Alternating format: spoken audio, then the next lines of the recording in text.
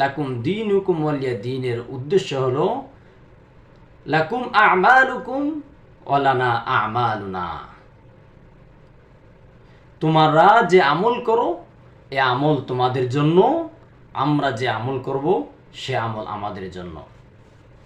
অনেক ভাই বলেন যে কিছু কিছু মুফাসসিরিন ইকরাম এর কথাকে বলেন যে সূরাতুল কাফিরুন এটা তো রহিত হয়ে গিয়েছে, কিন্তু জমহুর মুফাসসিরিন ইকরামের মত হলো এই সূরা রহিত হয়নি, এই সূরা হুকুম অটল অবিচল রয়েছে। লাকুম দীনুকুম ওয়ালিয়া দীনের উদ্দেশ্য হলো লাকুম আমালুকুম ওয়ালানা আমালুনা। তোমরা যে আমল করো এ আমল তোমাদের জন্য, আমরা যে আমল করব সে আমল